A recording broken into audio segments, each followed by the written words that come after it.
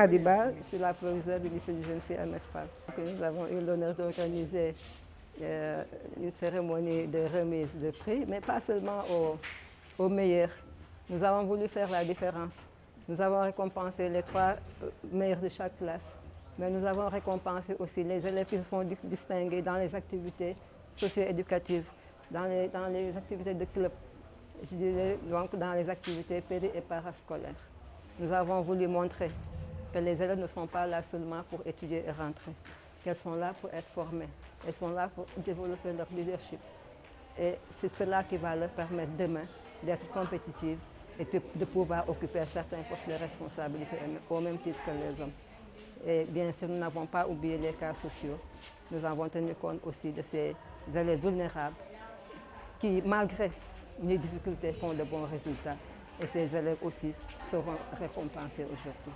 À peu près, ils sont au nombre de combien ces élèves qui ont été récompensés? On a distribué plus de 150 prix, je ne sais même plus, en tout cas on a donné plus de 150 prix aujourd'hui. Donc pour vous dire qu'on a récompensé largement les élèves et ce n'est pas de petits prix, c'est pas de petits prix. Et revenez juste peut-être sur les résultats des candidats du BFM et du baccalauréat aussi. Oui, au bac cette année nous avons obtenu 72,96% et au BFM 98,8%. Et nous avons gagné des points cette année, plus de 10 points au BFM et au bac. Et c'est encourageant. Et nous avons l'intention de maintenir et de consolider ces acquis et vraiment de continuer notre montée vers l'excellence. Khoudia Ndiaye, bachelière de l'année 2023-2024 du lycée des jeunes filles à Medfar. Tout d'abord, j'aimerais remercier notre école. Ils nous ont beaucoup soutenus pour beaucoup. Déjà, ce n'est pas facile de tenir une école, donc merci à Madame la proviseure. Merci aussi à l'administration et mention spéciale aussi à nos professeurs. Et avoir le bac dans une école où j'ai fait la 6e jusqu'à la terminale, c'est vraiment une immense fierté, vraiment. Et aujourd'hui, quel message pour vos jeunes petites sœurs? Bon, pour mes petites sœurs, en classe de première, on a même commencé le décompte pour dire. On commence à les taquiner avec le bac, c'est juste J-, c'est juste pour jouer entre copines, mais on sait que le bac, il ne faut pas trop stresser parce que si beaucoup de stress, ça gâchera beaucoup de choses. Donc il faut juste y aller mollo mollo. Donc apprendre, être assidu et surtout respecter aussi les professeurs. Ne pas aussi se poser sur ses lauriers. Même nous qui avons le bac, nous ne devons pas nous poser sur notre laurier. On court de gauche à droite pour dire on a le bac, mais c'est après le bac que commencent réellement les études et nous en sommes conscients vraiment. Et par rapport à ça, on peut savoir vos ambitions? Moi, pour dire vrai, en ce moment, je ne pense pas que je pourrais vous dire quelque chose d'exact, mais je suis plus dans la médecine parce que c'est pour ça que j'ai fait les séries scientifiques. Et j'aimerais pas que mes connaissances soient vaines, donc je vais faire quelque chose que je voudrais.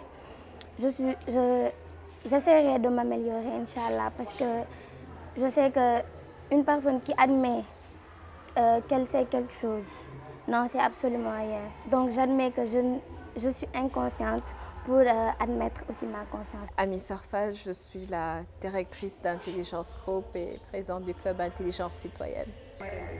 En tant que marraine, comme vous dites, je suis très honorée d'être ici à Saint-Louis d'abord.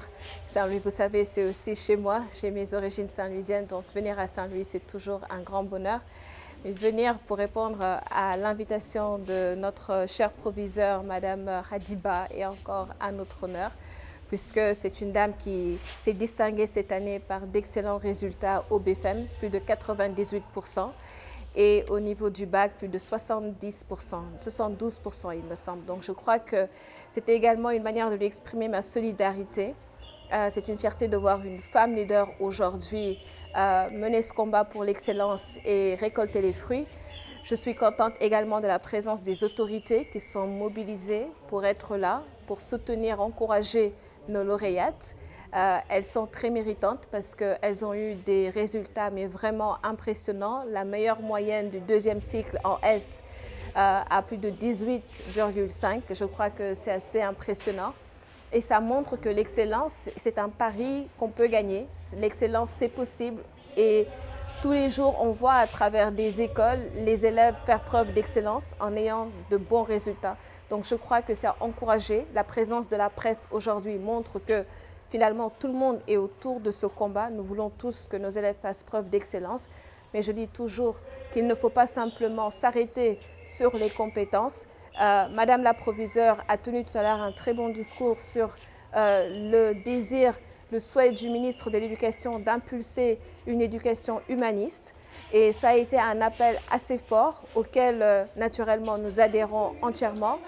Et je le dis, quand on parlait d'éducation humaniste, c'était à la première édition de la grande rentrée citoyenne. Voir aujourd'hui le ministre Moustapha Guirassy porter ce combat me fait énormément plaisir parce que tout ce que j'ai rêvé pour l'école sénégalaise, je vois qu'il est en train de réaliser ça, pratiquement tout ce que j'ai rêvé pour l'école sénégalaise. Et donc féliciter aussi les enseignants parce que si on a de très bons résultats comme ça, c'est grâce aux enseignants, à l'accompagnement des parents et naturellement à la volonté des élèves. Le message aux élèves, c'est leur dire comme Madame la proviseure l'a dit tout à l'heure, on ne se distingue plus simplement par d'excellents résultats, mais par un bon comportement. Et c'est pour ça que ce désir d'impulser ces valeurs humanistes dans l'enseignement est important, parce que nous voulons un bon citoyen.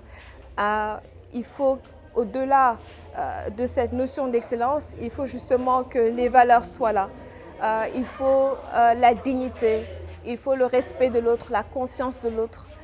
Il faut une harmonisation des ambitions même, je dirais, parce qu'il faut qu'ils travaillent en équipe, se disent que nous devons ensemble développer le Sénégal et il faut miser sur nos complémentarités. Et donc, nous pouvons chacun aller dans tel secteur et réussir, ne pas tous aller ensemble dans le management et la communication, qui sont aujourd'hui les diplômes les plus prisés, mais qui ne sont pas forcément les plus utiles et les plus aptes à donner de l'emploi. Donc je voudrais les encourager, comme je leur ai dit, certains vont aller à l'étranger pour étudier, mais qu'elles se disent que leur pays les attend, que ce pays qui leur donne des bourses, qui les accompagne pendant toute leur enfance, leur adolescence, jusqu'à ce qu'ils puissent s'envoler de leurs propres ailes, et bien ce pays les attend. Et il faut qu'elles s'engagent pour lutter contre la fuite des cerveaux et qu'après une carrière, qu'elles puissent revenir ici et donner ce savoir à leur pays qui le mérite.